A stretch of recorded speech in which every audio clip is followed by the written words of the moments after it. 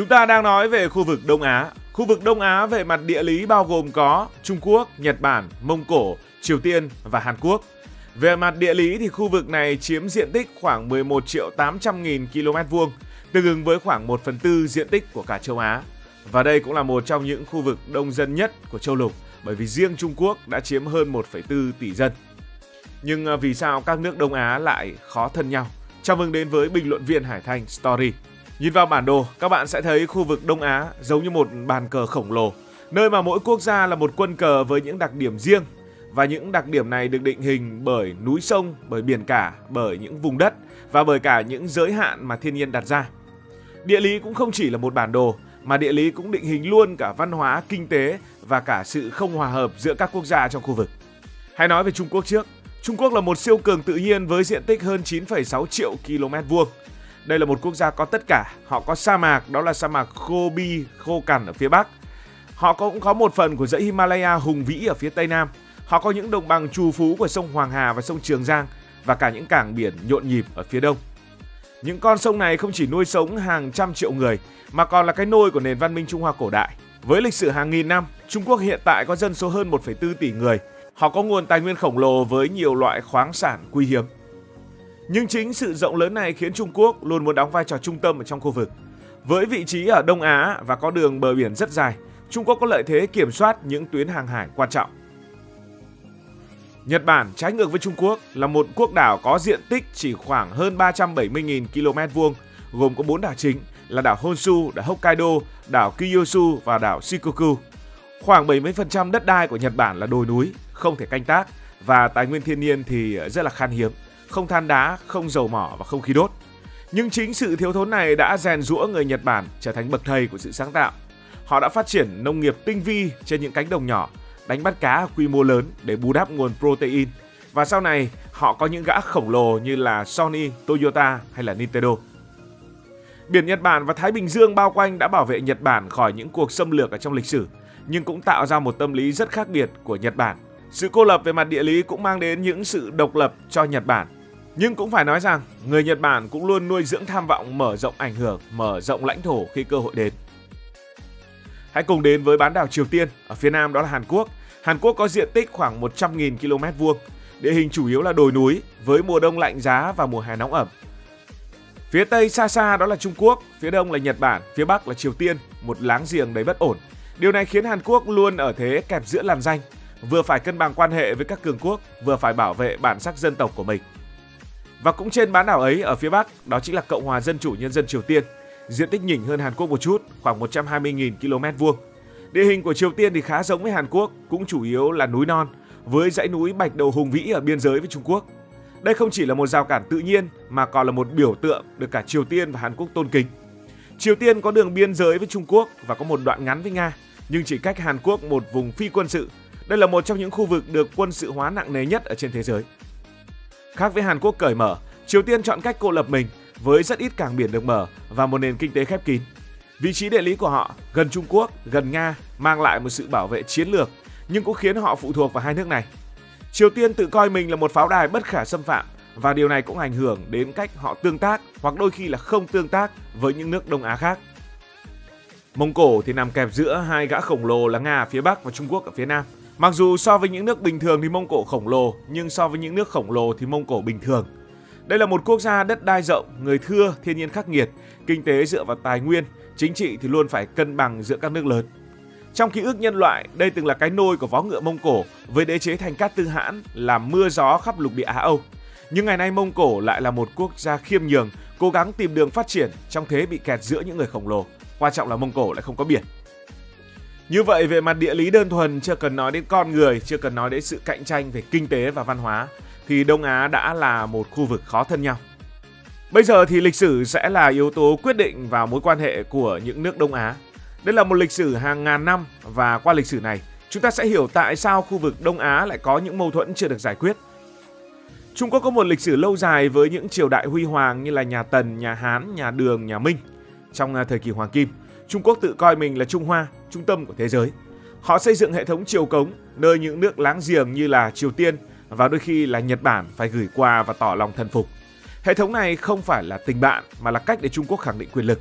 Các nước nhỏ dù có thích hay là không thích, thường phải chấp nhận để mà gìn giữ hòa bình. Nhưng đến thế kỷ 19, Trung Quốc suy yếu vì nội chiến, tham nhũng và sự xâm nhập của phương Tây.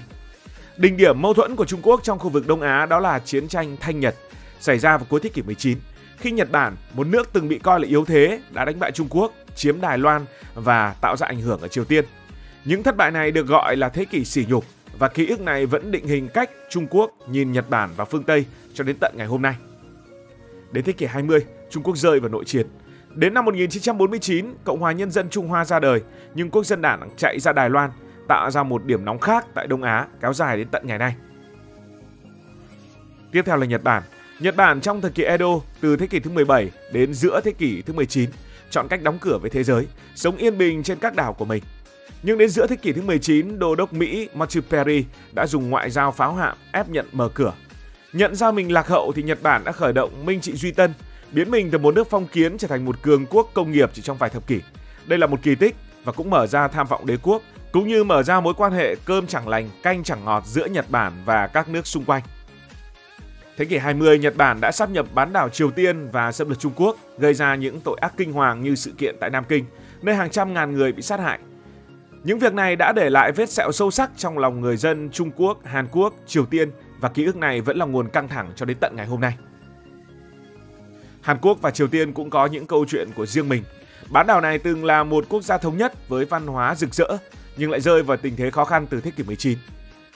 Vị trí chiến lược khiến Triều Tiên trở thành mục tiêu tranh giành giữa Trung Quốc, Nhật Bản và Nga. Chúng ta đang nói đến một Triều Tiên thống nhất trước đây. Sau đó thì Nhật Bản sáp nhập Triều Tiên, bắt đầu 35 năm chiếm đóng tàn bạo từ năm 1910.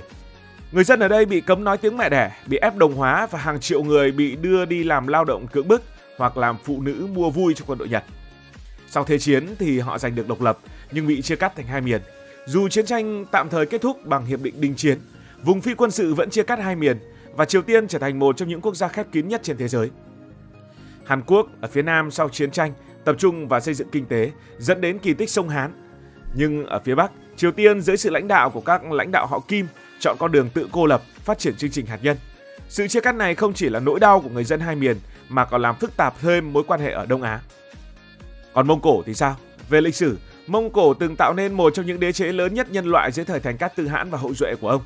Nhưng sau khi nó tan rã, đất nước này dần suy yếu, bị kẹp giữa Nga và Trung Quốc, rồi trở thành đồng minh của Liên Xô trong thế kỷ 20. Dù vậy, dấu ấn của thời đại Thành Cát Tư Hãn vẫn còn in đậm trong tâm thức dân tộc, trở thành niềm tự hào lớn nhất của người Mông Cổ. Có lẽ trong tất cả những mối quan hệ với các nước khác thì Mông Cổ tỏ ra bình lặng hơn cả. Địa lý cạnh tranh, lịch sử cạnh tranh và hiện tại cũng cạnh tranh. Nếu lịch sử là câu chuyện của ngày xưa thì ngày nay các nước đang chạy đua để khẳng định vị thế trên bàn cờ toàn cầu. Tranh chấp lãnh thổ là một trong những lý do chính khiến khu vực Đông Á khó hòa hợp. Những hòn đảo nhỏ xíu giữa biển lại là nguồn cơn của những cuộc cãi vã ầm ĩ. Ví dụ như là tranh chấp về quần đảo Senkaku hay là quần đảo Điếu Ngư. Đây là tranh chấp giữa Nhật Bản và Trung Quốc. Nhật Bản kiểm soát nhưng Trung Quốc tuyên bố chủ quyền. Những hòn đảo này không chỉ có giá trị chiến lược mà còn giàu tài nguyên, dầu mỏ và khí đốt. Hay Hàn Quốc và Nhật Bản cũng tranh cãi về quần đảo được gọi là Dokdo hay là Takeshima. Hàn Quốc kiểm soát nhưng Nhật Bản cũng tuyên bố chủ quyền. Đối với người Hàn, đây là biểu tượng của lòng tự hào dân tộc sau thời kỳ bị Nhật chiếm đóng. Mỗi lần Nhật Bản nhắc đến đảo này trong sách giáo khoa thì người Hàn Quốc lại biểu tình. Những tranh chấp này là những ví dụ cho thấy câu chuyện không chỉ là về đất mà còn là về lòng tự hào dân tộc. Không nước nào muốn nhượng bộ vì nhượng bộ đồng nghĩa với mất mặt. Rồi họ bây giờ còn cạnh tranh với nhau về mặt kinh tế nữa. Trung Quốc, Nhật Bản, Hàn Quốc là ba nền kinh tế lớn nhất ở Đông Á. Họ cạnh tranh khốc liệt và đôi khi có hợp tác nhưng thường là cạnh tranh nhiều hơn. Triều Tiên dù kinh tế yếu thì cạnh tranh bằng cách khác, gây ảnh hưởng qua chương trình hạt nhân. Trung Quốc hiện tại là nền kinh tế lớn thứ hai trên thế giới, sản xuất từ điện thoại cho đến tàu cao tốc. Họ đầu tư mạnh vào công nghệ, trí tuệ nhân tạo và sáng kiến vành đai con đường để mở rộng ảnh hưởng. Và chính Trung Quốc đang có vị trí mà Nhật Bản từng có. Nhật Bản từng là nền kinh tế số 2 thế giới. Họ vẫn dẫn đầu với công nghệ cao, robot cho đến một số lĩnh vực khác. Nhưng họ đang bị kẹp giữa sự vươn lên của Trung Quốc và sự cạnh tranh của Hàn Quốc. Còn Hàn Quốc với những thương hiệu như là Samsung, Hyundai, làn sóng K-pop đã tạo ra một kỳ tích sông Hán. Nhưng họ cũng luôn phải cân bằng giữa Trung Quốc, đây là một đối tác kinh tế lớn, và Mỹ là một đồng minh quân sự. Cuối cùng, chủ nghĩa dân tộc là một yếu tố lớn khiến khu vực Đông Á khó hòa hợp. Ở Trung Quốc, chính phủ thúc đẩy giấc mộng Trung Hoa, nhấn mạnh sự phục hưng sau thế kỷ sỉ nhục. Ở Nhật Bản, một số chính trị gia bảo thủ vẫn muốn khôi phục vinh quang thời đế quốc Nhật Bản ngày xưa. Ở Hàn Quốc, ký ức về thời kỳ thuộc địa Nhật Bản khiến người dân nhạy cảm với bất kỳ một hành động nào từ phía Nhật Bản. Triều Tiên thì xây dựng hình ảnh một quốc gia bất khuất chống lại chủ nghĩa đế quốc. Sự hiện diện của Mỹ và Nga với những ảnh hưởng trong khu vực cũng làm phức tạp thêm mối quan hệ tại Đông Á. Mỹ là đồng minh của Nhật Bản, Hàn Quốc với các căn cứ quân sự ở Okinawa và Seoul. Trung Quốc, Triều Tiên ngược lại có mối quan hệ gần gũi với Nga. Những liên minh này đã biến khu vực Đông Á trở thành một khu vực mà các nước khó thân nhau. Rõ ràng là để thực sự thân với nhau thì Đông Á cần vượt qua những cái tôi dân tộc, giải quyết tranh chấp bằng luật pháp quốc tế, học cách tha thứ cho quá khứ. Nhưng điều này đòi hỏi thời gian, hoặc thời gian cứ trôi qua và chẳng có điều gì xảy ra cả. Cảm ơn vì đã quan tâm theo dõi câu chuyện này. Nếu cảm thấy thú vị, bạn có thể nhấn nút đăng ký kênh, bật chuông thông báo và chia sẻ. Còn bây giờ thì xin được nói lời chào tạm biệt. Cảm ơn các bạn đã dành sự đồng hành cùng Hải Thanh Story. Đi qua những vùng đất, khám phá những điều mới.